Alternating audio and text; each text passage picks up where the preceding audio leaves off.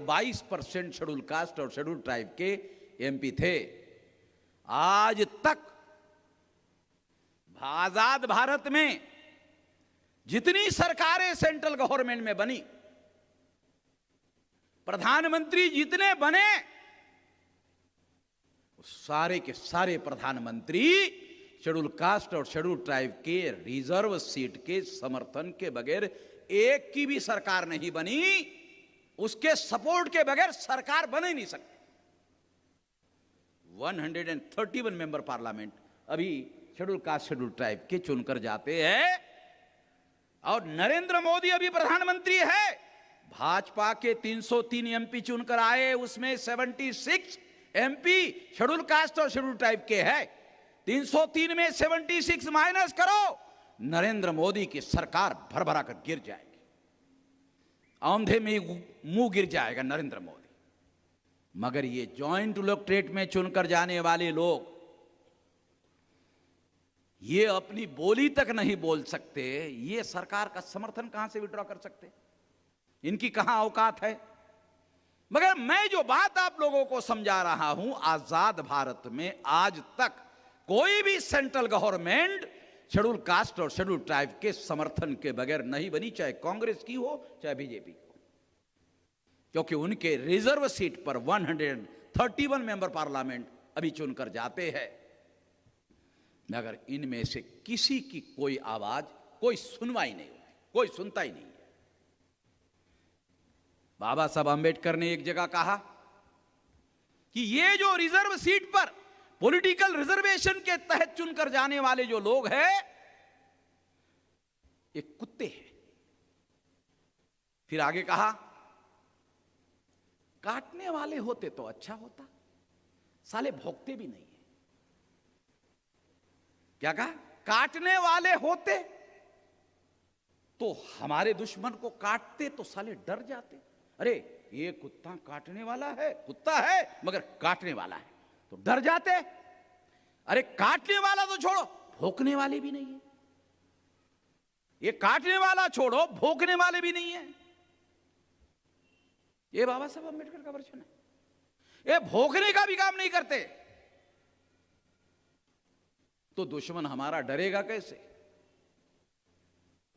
तो इस तरह से बाबा साहब अंबेडकर का अपना इन रिजर्व सीट्स के बारे में तजर्बा है।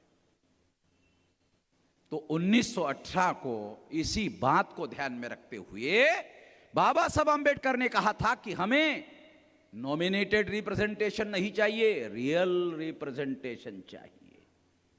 और रियल रिप्रेजेंटेशन होने से क्या होता? जो सही और सच्चा प्रतिनिधि चुनकर जाता तो संसद में लड़ाई लड़ता। इसलिए नॉमिनेटेड रिप्रेजेंटेशन दिया गया। साथियों, दूसरी बात और बताना चाहता हूं। बाबा साहब अंबेडकर ने दूसरी महत्वपूर्ण बात बताना चाहता हूं। 1916 से लेकर 1924 तक बाबा साहब अंबेडकर अकेले ही लड़ रहे थे, उनके पास कोई संगठन नहीं था। 1924 को बाबा साहब अंबेडकर ने बहिष्कृत हितकारिणी सभा नाम का संगठन बनाया, डिप्रेस्ड क्लास इंस्टीट्यूट, अंग्रेजी में और मराठी में बहिष्कृत हितकारिणी सभा।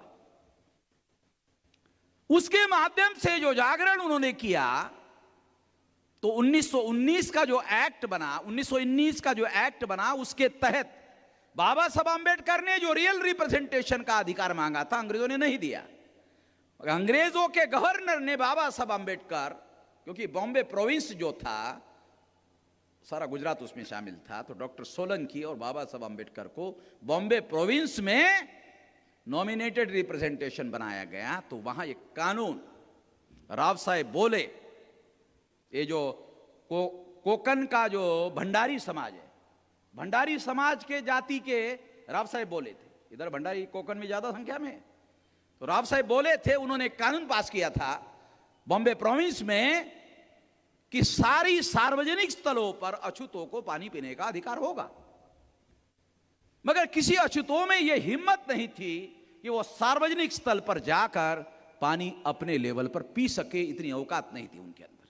तो इसलिए बाबा साहब अंबेडकर ने ये निर्णय किया कि मैं अपने नेतृत्व में पानी पीकर दिखाऊंगा, तो बाबा साहब अम्बेडकर ने चौदार तालाब पर जाकर पानी पीने का सत्याग्रह शुरू किया। इसलिए नहीं किया था कि बॉम्बे में उनके घर में उनको पीने के लिए पानी नहीं मिलता था, मिलता था, अच्छा मिलता था, मगर ये उसके पीछे बैकग्राउंड था। और फिर वो चौदार तालाब के सत्याग्रह में गए तो ब्राह्मणों ने क्या किया, वो हाई कोर्ट में केस दायर कर दिया कि ये पब्लिक प्लेस नहीं है, ये प्राइवेट है, ये तालाब जो है प्राइवेट मलकियत का है, इसलिए ये कानून तालाब पर लागू नहीं होता। मामला हाई कोर्ट गया। अंग्रेजों ने बाबा साहब अम्बेडकर को कहा कि आप तो बैरिस्टर पढ़े हैं, आपको तो कानून की जानकारी है, जब तक हाई कोर्ट फैसला नहीं देता तब तक आप सत्याग्रह नहीं कर सकते या पानी नहीं पी सकते। तो बाबा साहब अम्बेडकर कानून की लड़ाई लड़ते रहे और बॉम्बे हाई कोर्ट से केस जीता। मगर वो सत्याग्रह जब ब्राह्मणों ने दांवपेच से डाइवर्ट करने की कोशिश की तो बाबा साहब अम्बेडकर नासिक गए। नासिक में काला राम मंदिर है, सारे देश का राम गोरा है, वो नासिक में आते आते काला कैसा हो गया अभी तक पता नहीं चला, शोध चल रहा है। ब्राह्मणों ने भी आज तक बताया नहीं कि वो काला कैसे हो गया, मगर मंदिर का नाम है काला राम मंदिर। सारे देश भर में गोरा राम है, मगर नासिक में काला राम है, मगर उसकी मान्यता ज्यादा है। तो बाबा साहब अम्बेडकर ने कई हजार 50,000 लोगों को इकट्ठा किया, सत्याग्रह शुरू किया कि हम लोग सत्य का आग्रह कर रहे हैं। बाबा साहब ने क्या कहा, हम सत्य का आग्रह कर रहे हैं। क्या सत्य है? बाबा साहब ने कहा, भाषण अपने स्टेटमेंट में कहा, क्या सत्य है? हिंदुओं को कालाराम मंदिर में जाकर दर्शन करने का अधिकार है। हम भी हिंदू हैं, हम अछूत लोग भी हिंदू हैं, इसलिए अछूतों को भी कालाराम मंदिर में जाकर दर्शन करने का अधिकार होना चाहिए। हो गया शुरू। ब्राह्मणों ने पत्थरे फेंके, पत्थरे मारे, लाठियां मारी। नासिक में ही बाबा साहब अम्बेडकर का रिक्शा वो गिर गया था तो उनके पैर को चोट लग गई थी, तो जिंदगी भर उनके हाथ में जो लाठी थी वो नासिक के बाद ही आई। ये इतिहास भी हमारे बहुत सारे लोगों को पता नहीं है। जब इन लोगों ने बहुत पिटाई की हमारे लोगों की तो मामला गरम गरम था। बाबा साहब अम्बेडकर 40-50 हजार लोगों को 1 किलोमीटर के अंतर पर लेकर गए मैदान में और कहा कि यदि हम हिंदू होते तो कालाराम मंदिर में जाकर दर्शन करने का हमें अधिकार होता। यदि हमें कालाराम मंदिर में जाकर दर्शन करने का अधिकार ब्राह्मणों ने नहीं दिया, इससे सिद्ध होता है कि हम हिंदू नहीं है। अगर यही बात हमारे अछूत लोगों ने अगर डंडे नहीं खाए होते, पत्थरे नहीं खाए होते और बाबा साहब अम्बेडकर कहते, कोई नहीं मानता। मगर अभी अभी पत्थरे खाए थे, अभी अभी ब्राह्मणों के डंडे खाए थे, मामला गरम गरम था। और गरम गरम में बाबा साहब अम्बेडकर ने कहा कि यदि हम हिंदू होते तो कालाराम मंदिर का दर्शन करने का अधिकार होता। दर्शन करने का अधिकार नहीं दिया, इससे सिद्ध होता है कि हम हिंदू नहीं है। जो मानने वाले नहीं थे वो तालियां बजाए, तो बाबा साहब को लगा गोली ठीक लग गई है। जो मानने वाले लोग नहीं थे साले सब मान रहे हैं। ये चमत्कार ब्राह्मणों ने अगर पिटाई नहीं किया होता, लाठी नहीं मारा होता, पत्थरे नहीं मारा होता, तो बाबा साहब की भी बात हमारे लोग मानने के लिए राजी नहीं होते। 1935 को बाबा साहब अम्बेडकर ने धर्म परिवर्तन का जो ऐलान किया वो इसी वजह से कामयाब होने की बात बनी। हिस्टोरिकल बैकग्राउंड हमारे लोगों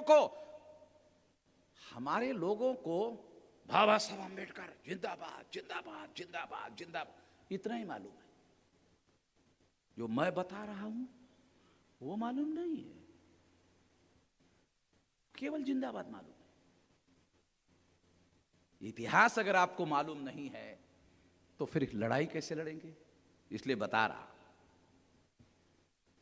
वो आंदोलन चल ही रहा था कि 1930 को राउंड टेबल कॉन्फ्रेंस में बाबा साहब अम्बेडकर को बुलावा आया। बाबा साहब अम्बेडकर ये आंदोलन का नेतृत्व दादा साहब गायकवाड़ के ऊपर सौंप कर लंदन गए। लंदन जाकर उन्होंने ये ऐलान किया, वैसे तो वो इधर ही ऐलान किया, आगे उन्होंने भाषण में कहा, रिकॉर्ड है, रिकॉर्डेड बातें बोल रहा हूं, क्या कहा? अस्पृश्यता हा हिंदू धर्मावरील कलंक आहे, असं मी कालपर्यंत म्हणत होतो. आजपासून अस्पृश्यता हा हिंदू धर्मावरील कलंक नसून तो आम्हा अस्पृश्यांच्या नरदेहावरील कलंक आहे आणि हा कलंक पुसून टाकण्याची जबाबदारी दुसऱ्यांची नसून आम्हा अस्पृश्यांची आहे. ये दूसरा बड़ा स्टेटमेंट है, रणनीतिक स्टेटमेंट है. फिर आगे उन्होंने कहा, अब भविष्य में हम लोग अलग रहकर अलग तरक्की की योजना बनाएंगे. राउंड टेबल कॉन्फ्रेंस में गए और कहा अछूत हिंदू नहीं है, उनको सेपरेट अधिकार मिलना चाहिए, सेपरेट इलेक्टोरेट मिलना चाहिए. ये बैकग्राउंड है, ये बैकग्राउंड समझो. ये सेपरेट इलेक्टोरेट का जो बैकग्राउंड है, चौधार तालाब का सत्याग्रह, कालाराम मंदिर का सत्याग्रह, ये सारा का सारा बैकग्राउंड है जिसके आधार पर बाबा साहब आंबेडकर ने सेपरेट इलेक्टोरेट की मांग की. गांधी जी वहां उपस्थित थे. गांधी जी ने सेपरेट इलेक्टोरेट का विरोध किया. बाबा साहब आंबेडकर ने गांधी जी को कहा, गांधी जी हमारी संख्या के अनुपात में देश में रिप्रेजेंटेशन हमें मिलना चाहिए कि नहीं मिलना चाहिए? गांधी, हाँ मिलना चाहिए, हम मानते हैं मिलना चाहिए. ये प्रतिनिधित्व सही और सच्चा होना चाहिए या नहीं होना चाहिए? तो गांधी ने कहा कि इस पर मैं बाद में बात करूंगा.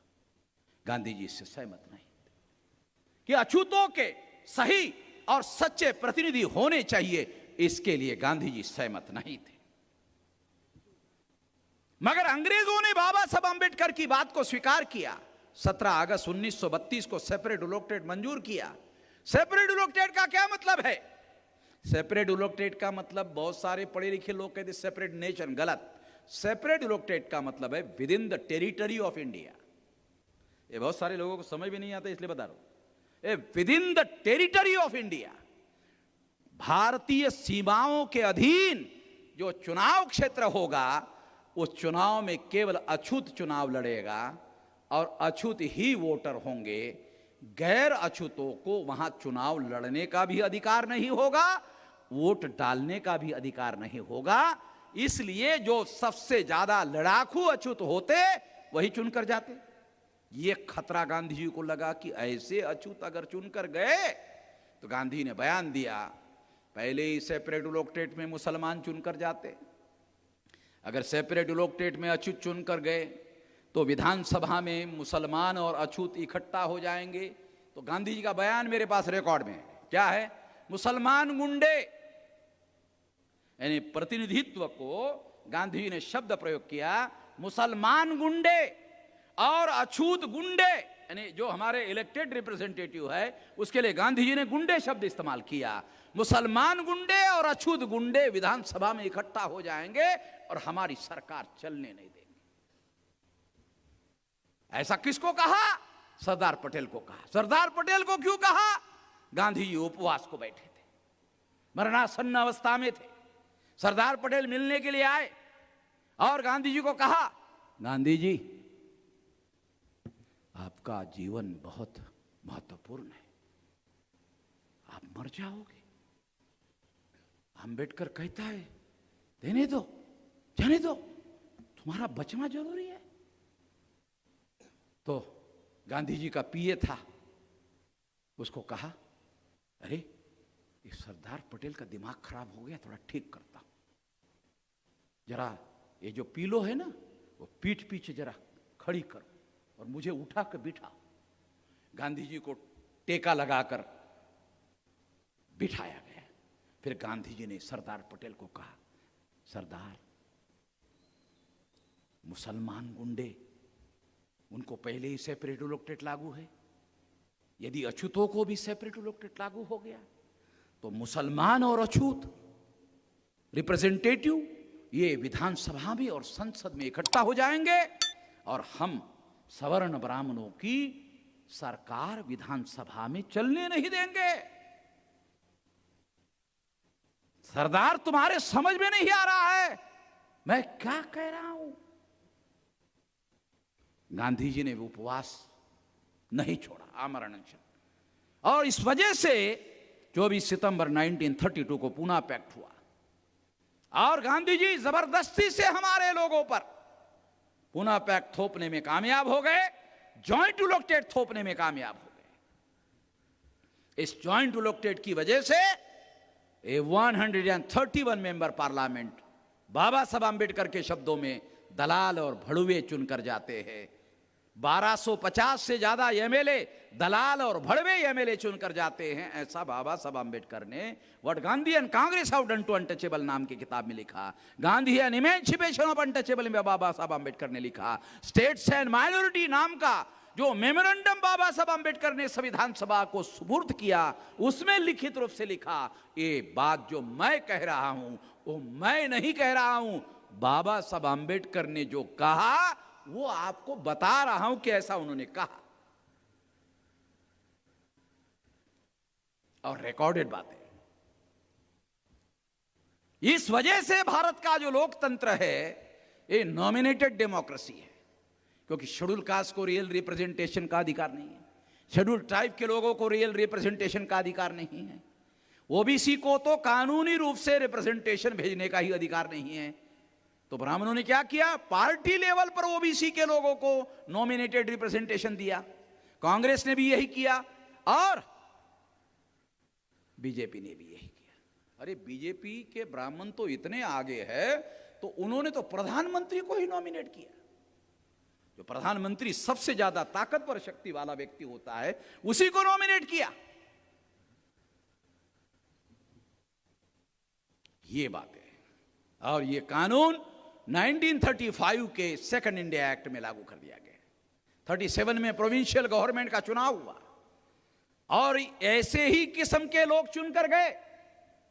बाबा साहब आंबेडकर चिंता में पड़ गए, अगर ऐसे होता रहा तो हमारे लोगों का भविष्य अंधकार में डूब जाएगा। इसलिए उन्होंने 1942 को शेड्यूल कास्ट फेडरेशन नाम का संगठन बनाया और उसका राष्ट्रीय अधिवेशन नागपुर में लगाया। विशाल अधिवेशन हुआ। वो अधिवेशन चल ही रहा था तो अंग्रेजों ने बाबा साहब आंबेडकर को अंग्रेजों के सेंट्रल गवर्नमेंट में लेबर मिनिस्टर, सिंचाई मिनिस्टर, सीपीडब्ल्यूडी मिनिस्टर, बिजली मंत्री, 4 कैबिनेट मंत्रालय का कार्यभार अकेले बाबा साहब आंबेडकर की योग्यता के अनुसार दिया। 4 विभाग का मंत्री बनाया और 9 अगस्त 1943 को बाबा साहब आंबेडकर ने शेड्यूल कास्ट के 8.33% लोगों को कानूनन रिजर्वेशन लागू कर दिया। आजादी मिलने के पहले 9 अगस्त 1943 को। आजकल हमारे शेड्यूल कास्ट के, शेड्यूल ट्राइब के, ओबीसी के मिनिस्टर बनते हैं, वो उनकी बात करते, साले हमारी बात ही नहीं करते। बाबा साहब आंबेडकर अंग्रेजों के मंत्रिमंडल में गए, मगर हमारे लोगों को, शेड्यूल कास्ट के लोगों को 9 अगस्त 43 को 8.33% रिजर्वेशन लागू किया। और इसके बाद इस लड़ाई को वो आगे बढ़ाते रहे। 2 सितंबर 1946 के बाद संविधान सभा का चुनाव हुआ और संविधान सभा का चुनाव होने के बाद बाबा साहब आंबेडकर बंगाल से संविधान सभा में चुनकर गए। वहां के मुख्यमंत्री फजलुल हक नाम के मुसलमान थे, उनकी मदद से बाबा साहब आंबेडकर संविधान सभा में चुनकर गए। भाजपा के, आरएसएस के इस देश के ब्राह्मण लोग एससी, एसटी, ओबीसी का मुसलमानों के विरोध में इस्तेमाल करते हैं। मुसलमानों के दंगा और फसाद में हमारे लोगों का इस्तेमाल करते हैं। और एससी, एसटी, ओबीसी के लोग किसी मापदंड में हिंदू नहीं है। शेड्यूल कास्ट हिंदू नहीं है, शेड्यूल ट्राइब हिंदू नहीं है, ओबीसी हिंदू नहीं है, नहीं है। मैं चुनौती देता हूं ब्राह्मणों को, कौन से धर्मशास्त्र में तुम्हारे एससी, एसटी, ओबीसी को हिंदू लिखा हुआ है, बताओ। कई साल पहले मैंने पुणे में ब्राह्मणों की चुनौती दिया था, बताओ, आज तक 10 साल हो गए। ब्राह्मणों को मालूम है वामन मिश्रम बोल रहा क्या? हाँ, वो बगैर सबूत के बोलता ही नहीं। कोई ब्राह्मण मेरे किसी सवाल का जवाब नहीं देता। जवाब क्यों नहीं देता? बोलता चुप रहना ही ठीक है, नहीं तो लाल करेगा। तो मेरे सवालों का कभी जवाब नहीं देते। इसलिए बता रहा हूं आप लोगों को, किसी ब्राह्मण ने आज तक जवाब नहीं दिया कि तुम्हारे किस धर्म शास्त्र में हम लोगों को हिंदू लिखा हुआ, बताओ। वेद, श्रुति, स्मृति, पुराण, रामायण, महाभारत, गीता, ये सारे संस्कृत में लिखे हुए ग्रंथ है। ये हिंदी में नहीं है। संस्कृत में हिंदू शब्द नहीं है, हिंदी में हिंदू शब्द नहीं है। हिंदू पर्शियन भाषा का शब्द है। उसका अर्थ होता है काला, चोर, हरामखोर। तो ब्राह्मण हमारे गली में आते, हमारे बस्ती में आते हैं और हमारे लोगों से कहते, गर्व से कहो हम चोर हैं, गर्व से कहो हम काले हैं, काले हुए तो क्या हुआ, दिल वाले हैं। ब्राह्मण लोग हमारे बस्ती में आकर हमसे ही कहलवाते, गर्व से कहो हम हिंदू है। काहे के हिंदू रे? काहे के हिंदू? हम लोगों को गालियां देते हो, दिलवाते हो और हमसे ही कहलवाते हो, साले गर्व से कहो हम हिंदू है। ब्राह्मण को पूछो कौन है ब्राह्मण, कभी नहीं कहता हिंदू। ब्राह्मण को पूछो। रेल में मैं जा रहा था, एक पंडित हाक रहा था। पंडित को हाकने की बहुत ज्यादा ये है। अब मैं उसके बातों की तरफ ध्यान नहीं दे रहा था, तो उसका ध्यान गया कि सारे लोग मैं गधे बना रहा हूं, ये आदमी साला ध्यान नहीं दे रहा, ये आदमी कौन है? उसने मुझे आवाज लगाई, अरे इतनी बढ़िया चर्चा चल रही है, आप ध्यान नहीं दे रहे। मैंने कहा पंडित जी विचार कर लो, मैं ध्यान देना चाहिए, ऐसा लगता है आपको? हाँ ध्यान देना चाहिए, देखो विचार करो, है नहीं देना चाहिए। अच्छा चलो बताओ, हिंदू धर्म के धर्म ग्रंथ कौन से कौन से? तो उसने कहा वेद, श्रुति, स्मृति, पुराण, रामायण, महाभारत, गीता। तो मैंने कहा ये तो ब्राह्मण धर्म के धर्म ग्रंथ है, मैंने आपको हिंदू धर्म के पूछा, आप ब्राह्मण धर्म के बता रहे हो। मैं आपको ब्राह्मण धर्म के पूछ रहा हूं, आप हिंदू धर्म, ब्राह्मण धर्म के नहीं पूछ रहा हूं, हिंदू धर्म के पूछ रहा हूं, आप ब्राह्मण धर्म के बता रहे हो। क्या बोलता है? हिंदू धर्म ब्राह्मण एकच है, हिंदू धर्म ब्राह्मण धर्म एकच है। अब उसको मालूम नहीं था किसके पाला पड़ा उसका। फिर मैंने तीसरा सवाल पूछा, पंडित जी हाँ ठीक है आपकी बात मान लेता हूं, एकच है, तो फिर ब्राह्मण धर्म का प्रचार ब्राह्मण धर्म के नाम से क्यों नहीं कर रहे हो, हिंदू धर्म के नाम से क्यों कर रहे हो? ब्राह्मण धर्म को छुपाकर हिंदू धर्म के नाम से क्यों कर रहे हो? अगर ये ब्राह्मण धर्म है तो ब्राह्मण धर्म का प्रचार ब्राह्मण धर्म के नाम से करो। उसको समझ में आया, साला ये पकड़ रहा है मुझे, ये जाल में मुझे फंसा रहा है। तो मेरे सवाल का जवाब देने के बजाय क्या पूछ रहा है, आप कौन हो? मैं पहले ही कहा था, मैंने कहा पंडित जी कि मैं शामिल होना चाहिए कि नहीं होना चाहिए चर्चा में, है? तो आपने कहा होना चाहिए, तो अब क्यों पूछ रहे हो कौन हो? इंसान हूं। नहीं इंसान तो मुझे दिख रहा है, मगर उसको मालूम हो गया कि अगर मैं ये कहूं कि ये ब्राह्मण धर्म के धर्म ग्रंथ है और ब्राह्मण धर्म के नाम पर प्रचार करूंगा तो दूसरे लोग एससी एसटी ओबीसी के लोग कहेंगे अगर ब्राह्मण धर्म है तुम्हारा है, तुम देखो हमें क्या लेना देना है। सारे एससी एसटी ओबीसी के लोग यहां आजाद हो जाएंगे। हिंदू के नाम पर एससी एसटी ओबीसी के लोग गधे बने हुए हैं और ब्राह्मण उनको हिंदू के नाम पर गधा बना रहा है। इसलिए ब्राह्मण मेरे से झंझट नहीं करते, बोलते नहीं नहीं ये छोड़ो, ये पागल आदमी है, इसको छोड़ो, बाकी को पकड़ो। इसलिए आप लोगों को समझा रहा हूं, ये सारा लिटरेचर अवेलेबल है। ये बाबा साहब अंबेडकर के लिटरेचर में, साहित्य में, किताबों में सारा कुछ अवेलेबल है। हमारे लोग बाबा साहब अंबेडकर का जय जयकार तो करते रहते हैं, पढ़ते नहीं। बहुत सारे लोग आजकल जय संविधान भी बोलते हैं माइक पर, है? पहले नहीं बोलते तो आजकल जय संविधान। तो मैंने एक को पूछा, जय संविधान अच्छा लगता है बोलने में, सुनने में भी अच्छा लगता है। हाँ बोले अच्छा लगता है। अच्छा संविधान पढ़ा? मेरी तरफ देखने लगा, अरे क्या सवाल पूछ रहा भाई ये आदमी है, क्या सवाल पूछ रहा है। मैंने कहा कठिन है, अच्छा आसान कर देता। संविधान पढ़ा कठिन है, आसान करता हूं। संविधान देखा? ये भी कठिन ही सवाल है। यानी पढ़ा भी नहीं, देखा भी नहीं। अच्छा और आसान करो? हाँ और आसान करो। अच्छा दूर से देखा, ऐसा किलोमीटर से, 1 किलोमीटर दूर से ऐसा देखा? हाँ ये संविधान है। कहा कि ये भी नहीं देखा। तो जय संविधान ये कहां से आया? दूसरे बोलते हैं इसलिए मैंने भी बोलना शुरू किया। दूसरे कुएं में जाते हैं तो मैं कुएं में नहीं जाता हूं, मगर जय संविधान बोलते हैं तो मैं भी बोलता हूं। तो हमारे लोग बाबा साहब अंबेडकर का जयकारा जरूर लगाते हैं, पढ़ते कुछ नहीं है ना, ABCD उनको मालूम है, कोई जानकारी नहीं है। और जब हम पढ़कर अभ्यास करके बताते हैं तो क्या कहते? कौन सी किताब में? क्या बोलते? कौन सी किताब में? कुछ भी बताते हो, अपनी ही बात बाबा साहब अंबेडकर के नाम पर बताते हो।